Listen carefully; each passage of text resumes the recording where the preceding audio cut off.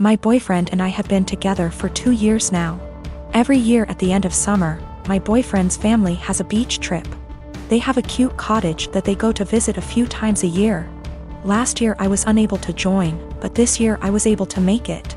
I've met his family before many times and we get along well, so I was looking forward to it.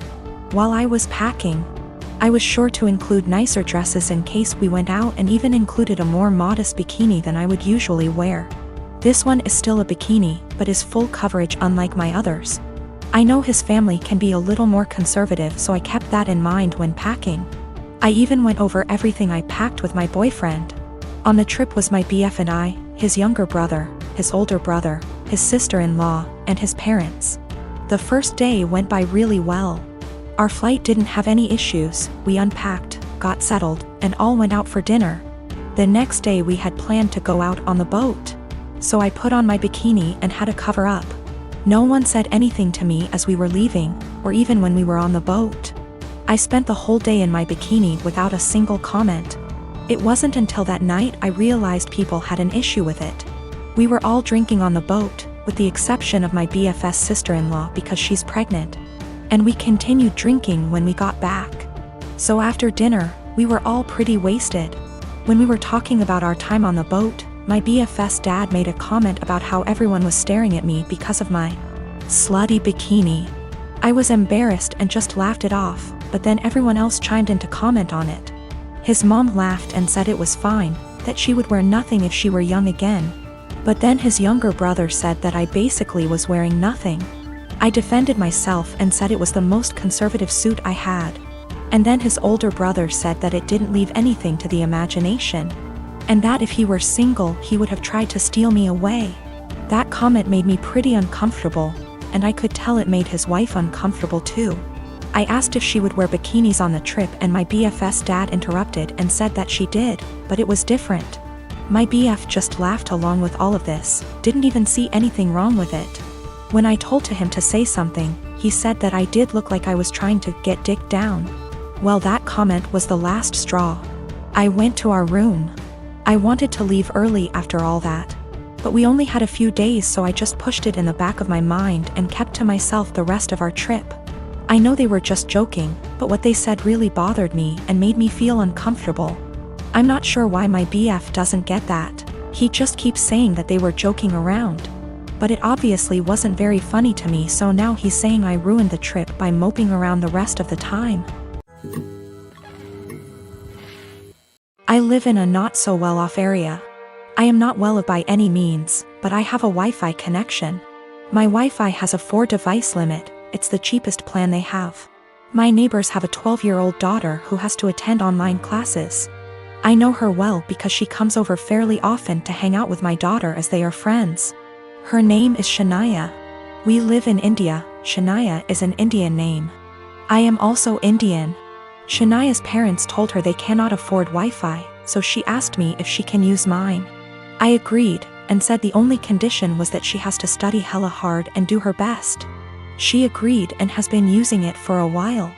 Over the past 2 months, I have been finding it hard to use my Wi-Fi. The web portal for the Wi-Fi says 4 devices are constantly connected to it when all I am using is my phone, and my daughter is using her laptop. Sometimes, my daughter can't connect to her own classes and uses data. I asked Shania about it last week, and she said her parents forced her to tell them the password and that they have been using it. I went and spoke to her parents about it, and said that it is only for her to be able to attend classes. They said they will stop using it. But over the week, 4 times my daughter's classes got interrupted because there were multiple devices trying to use it. Yesterday, Shania told me that our other neighbors also have the password and are also using it, that her parents gave it to them. I went and warned her parents again, said I will change the password, but they made false promises again and shut their door. I changed the password and gave Shania the new one, but her parents forced it out of her again. My daughter's education needs to take priority, her classes are important. I can't let her education take a back seat, but if I change it again and not give Shania the password, her education will get affected. I have a daughter, Sadie, with my ex-husband John. We got divorced 5 years ago and I have primary custody while he sees her 2 weekends a month. Last year, he got married to Amanda, who has sole custody of her kids from a previous marriage. Amanda is a SOM, not for any health reasons or so on, she just doesn't want to work, while John works at a 9 to 5. He makes good money to support them, but not enough to live in luxury. I have a much higher paying job. Since it's just me and Sadie, I make sure she has the best possible life. She goes to a private school, set her up a college fund, and she has much better things than most kids: phone, clothes, etc. I still manage to raise her to be humble and not take things for granted, and she's one of the hardest working people I know. Always making sure to get good grades and keep her room tidy. Well, the last few times she came back after a weekend at John's, I noticed that the clothes she was bringing back in her duffel are A, not her size, and B, much cheaper and poorer quality than what I usually buy for her. I asked her why that is, and she told me that while she's at her dad's, Amanda takes away her nice clothes and gives them to her kids while Sadie gets the clothes they buy from Target. I asked her if she wanted them back, but she said she didn't mind sharing since all her favorite clothes were kept here. The problem came when I went to pick her up last weekend. I had a business meeting and couldn't drive her over, so Amanda offered to just pick Sadie up from school, which hadn't happened before. When I got there on Sunday, John and Amanda asked me to sit down with them, and when Sadie came to hug me, Amanda sent her to her room quite harshly, saying her punishment wasn't over yet. I was confused because Sadie very rarely misbehaves. They sat me down in the kitchen and said that it was unfair for Sadie to be going to a private school while her kids go to a public one. So they decided that Sadie would be pulled out of private school and put in the same school as the girls. They also said I should keep up Sadie's punishment because when they told her, she blew up at them, told them it wasn't fair, and yelled that Amanda and her kids weren't even her real family, that all they did was steal. I told them in no uncertain terms to off. I would not be pulling my child out of a school she likes, away from her friends, because they can't afford it.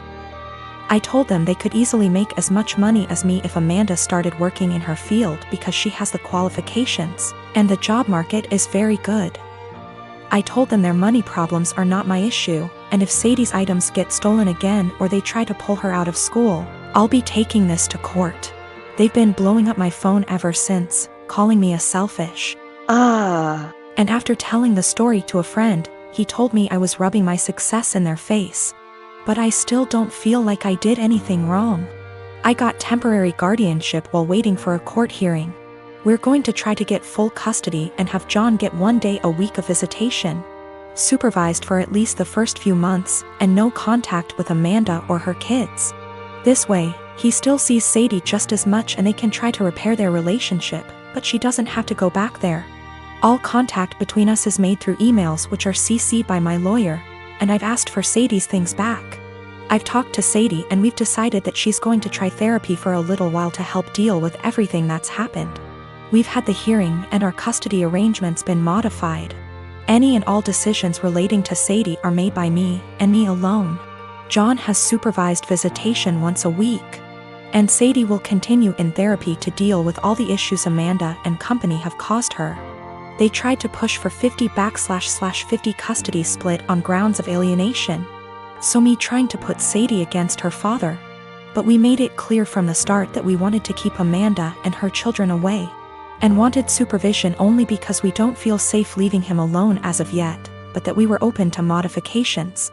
Thanks to that, the proof of stealing, and Sadie's therapist's testimony, their claim was thrown out pretty quickly.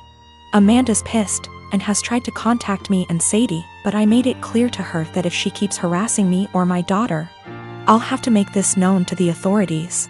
Sadie and I have blocked her everywhere, and any communication between John and us is made through text messages or emails only. Me, nurse. Working 50-ish hours a week in pediatric ICU. Cry at least once a week because that is hard. My salary pays our bills. All of them. Husband has a degree but isn't looking for a job. Works 2 days a week at the grocery store. Spends most of his time playing. Today was supposed to be a good day. I had been begging my husband to swap his Saturday shift to literally anything else so that we could have days off together. We haven't had a weekend together since our wedding, 18 months ago. Today was supposed to be our first Saturday off together. We were going to go to an animal sanctuary. He starts the day by going to breakfast with his best mate, leaving before I even wake up. I wake up around 9 and realize he is not home. Call. He says he's helping his mate set up some lights and that the weather is too rainy for the animal sanctuary anyway. He gets home at 1-ish. Lies around. Plays some video games, promising we would cook dinner together tonight. Leaves again at 5 to help the same mate with something else. I go grocery shopping. I don't drive because of medical issues, but I walk there and back in the rain. I get home, realize I've left my keys inside. Call husband, knowing he's 5 minutes away. He says he will leave in a minute. I sit in the rain and the cold, southern hemisphere. 45 minutes later, I call again. He hasn't left yet. He finally agrees to come and let me in the house, so he drives up, presses the clicker to let me in the garage and leaves again. At 10, I call to see where he is. His friend answers. Says he is driving out to do something an hour away. It's 10:30. I am going to bed. I have sent him a text that I am upset and don't want to speak to him tonight and would rather he left me alone. As far as I am concerned, if he can't value me more than his best mate on the first day off he and I have shared in a year and a half, he can go sleep in his bed instead.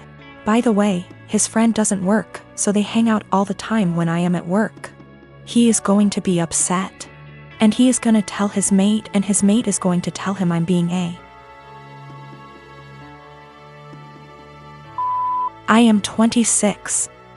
We weren't always like this. I don't know what changed. I'm fairly confident he's not having an affair, and I fully intend on talking this through, but at a time that isn't 4 a.m.